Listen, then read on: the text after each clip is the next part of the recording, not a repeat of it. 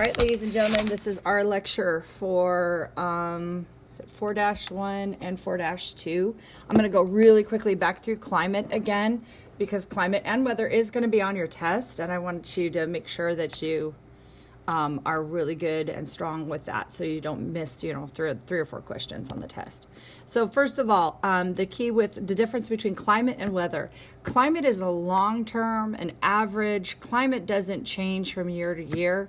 You live in a certain climate. We live in a Mediterranean climate, whereas our weather is going to change from year to year. So when we talk about potential climate change, we aren't talking about the greenhouse effect anymore, because the greenhouse effect is a normal phenomenon. We're talking about climate change, where the concern is that global temperatures are going to rise due to things that the extra carbon dioxide that we're putting out into the atmosphere, and that's going to cause a change in our climates. Okay, so difference between climate and weather. Climate is long-term. It doesn't change. It's average. It's the same year after year. And weather changes day to day. So climate is caused by different things. First of all, the natural greenhouse effect.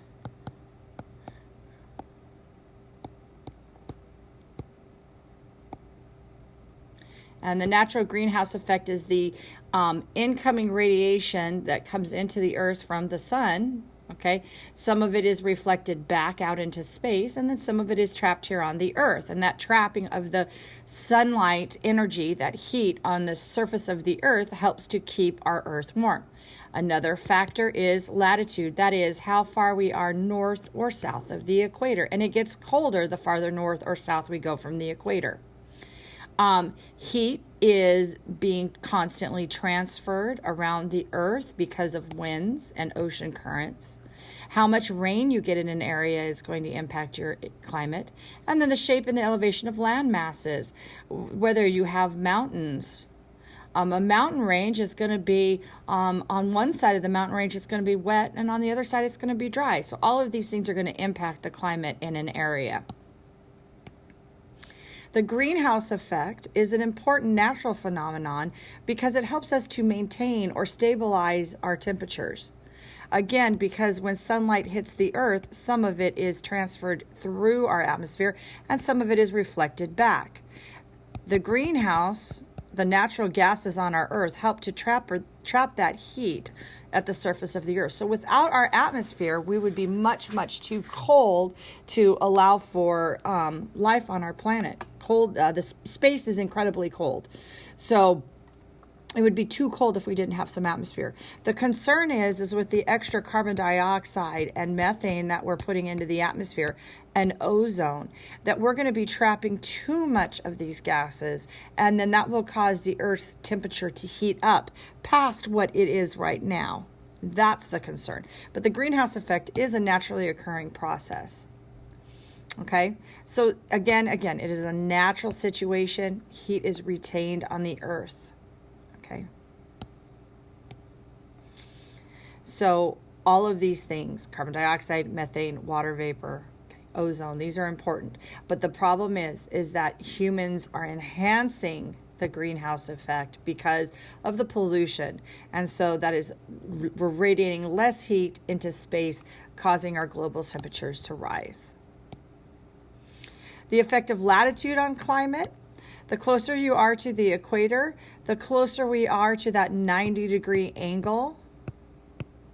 Okay, that 90-degree angle. And so at the equator, Earth energy from the sun strikes the Earth almost directly. And no matter where we are as we travel around the sun, so if we look here at the orbit of the sun, of the Earth around the sun, the angle of the Earth stays the same. And the equator is going to be getting that same amount of temperature no matter where it is, or same amount of light no matter where it is in the travel around the sun. And this is why we have our seasons, because of the tilt of the earth. And I'm going through this really quickly because we've discussed this before. So the three main climate zones: the polar zone, the temperate zone, and the tropical zone. And where do we live? Right in the middle, the temperate zone. Okay. And this year we're seeing a nice change in our seasons. Some years it doesn't seem like so much. We have a pretty mild winter. This winter, though, we've had a lot of nice rain. So we've seen more of a difference in our seasons this year than usual. So wind and ocean currents help to transport the heat of the earth, that warming of the earth's air because of the sunlight hitting the earth. And so that is transferred around through winds and through ocean currents that help to kind of stir up the ocean. Warm air rises and cooler air sinks. And so this creates air currents and winds. And if you were a sailor, you were very, very aware of how the wind currents were responsible for transporting you across the oceans of the world. So go back and watch that video clip. And we're going to move on. So this is the second half of 4-2. We did this as a separate reading guide. And we're going to do a simulation in class where you're going to get to play a game and see if you can put succession in the correct order. So succession is a predictable set of changes in response to natural or human disturbances. So if an ecosystem has been damaged or completely destroyed, either by a natural or a human disturbance, then we're going to have a predictable set of changes that are going to occur. And as those changes occur, older inhabitants of that ecosystem are going to die out, and they'll be replaced by newer things that come in to grow. And so here, you might start out with, at the very beginning, annual plants, things that are flowering plants. And once those flowering plants grow for a period of time, they're going to be replaced by perennial plants and grasses. That means things that grow year after year. They don't die back every summer and winter. Those things will then over time be replaced by shrubs. And as the shrubs break down the soil even more, then we have trees coming in, and then we get to our hardwood trees at the very end. Those are going to be what we call our climax community. It's really important that you go back and look at your levels of organization.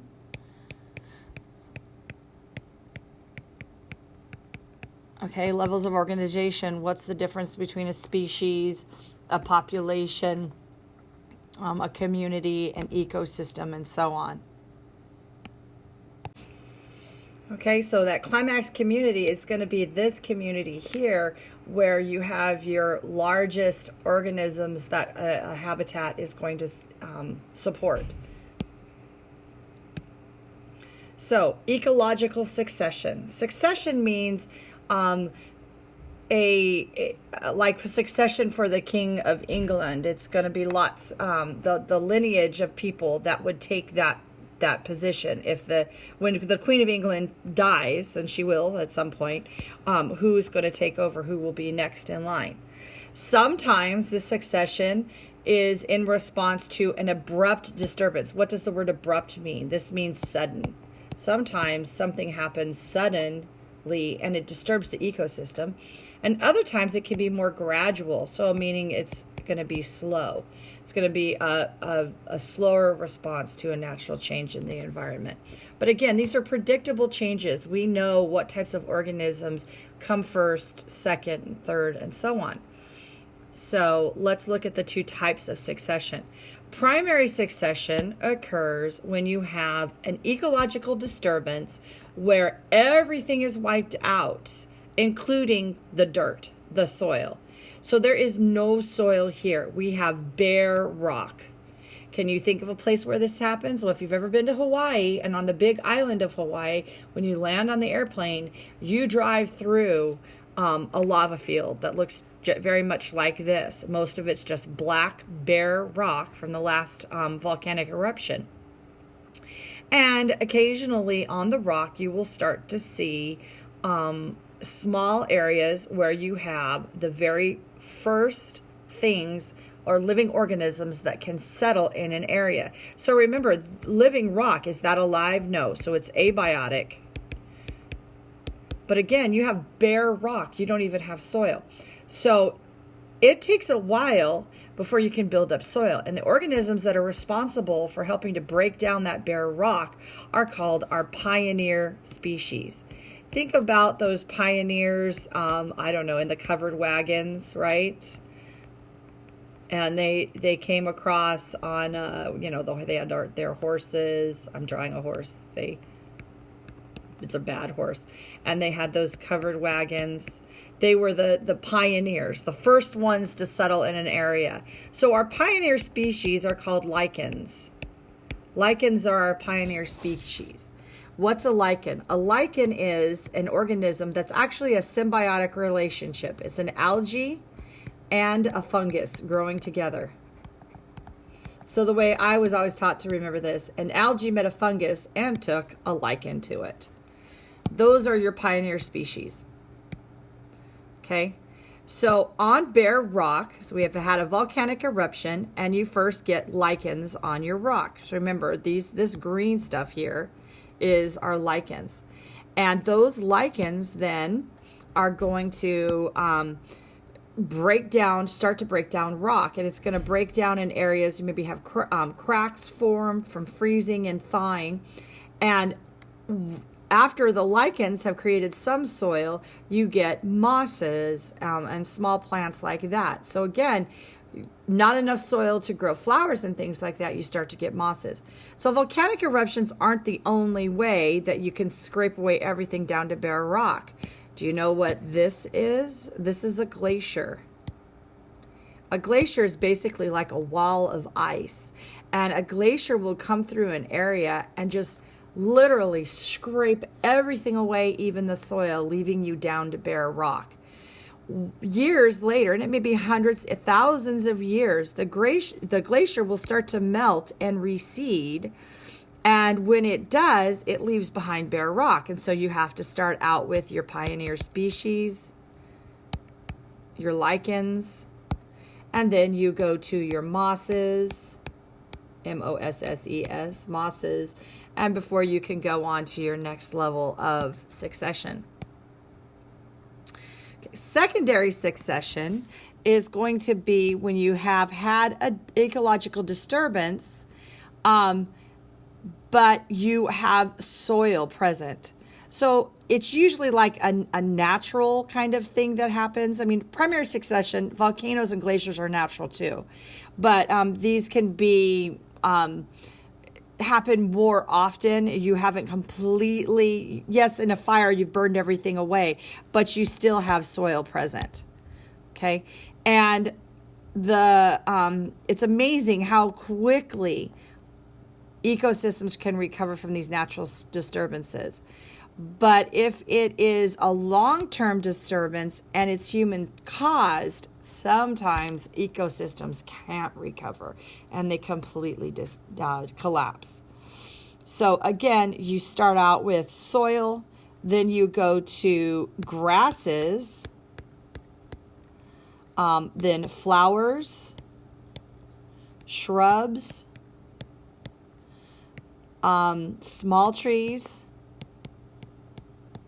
and then large trees.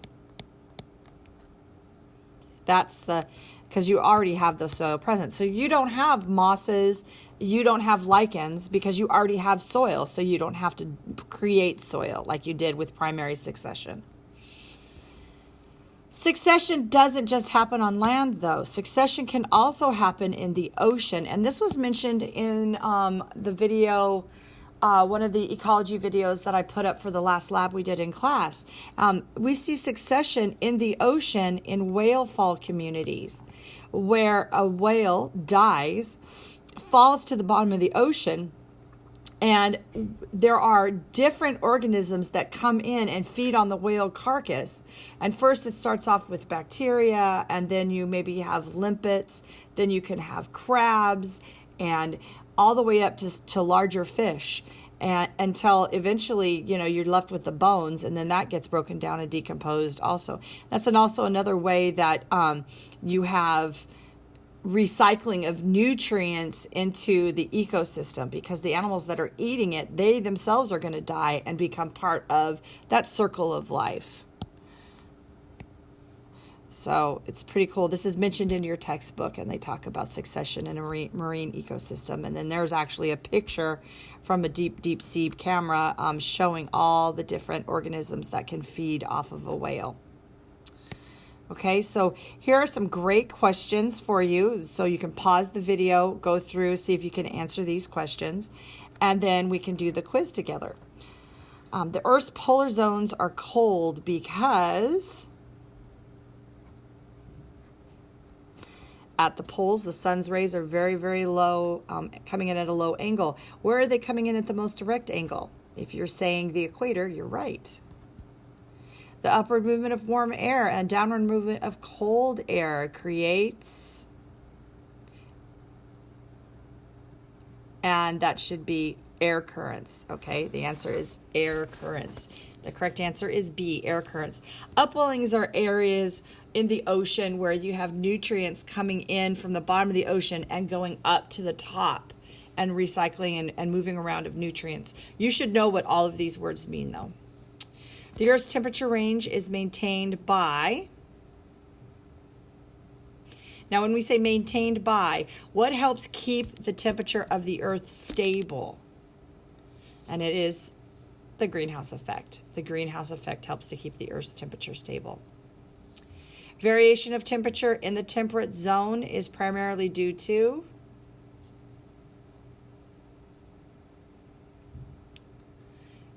That answer is wrong. I love it. That answer is wrong. It's latitude and season. Okay, latitude and season. The sun, pretty much produces the same amount of energy all the time. So latitude and season is how we get differences. The tropical zone is warm all year long because it receives direct or nearly direct sunlight all year round. Now, don't forget, we have primary and secondary succession. Primary and secondary succession. So primary comes from bare rock. And so you have to have pioneer species. What are those pioneer species? We have lichens. I can spell. Lichens. Followed by moss, followed by grasses, then flowers, shrubs, and then small, followed by large trees. Secondary succession, we are starting off with soil. Okay, we have soil. So we can skip. We don't have to do pioneer species. We don't have to do lichens. We don't have to do mosses. We start all the way with grasses. Not gases, grasses. Sorry, grasses. And then everything is the same, flowers and shrubs. When we get to this large tree, or whatever the largest organism is, the greatest amount of biodiversity in an area, we call that the climax community. Okay, the climax community. So this is about the end of the notes for 4142. I hope you like and subscribe to my channel, so I can get as many subscribers as possible. And you can always listen to this again. You have the PowerPoint up on Google Classroom for you as well. So if you don't want to listen to me and just click through the PowerPoint, you can find it. Okay? Thanks for watching. Bye.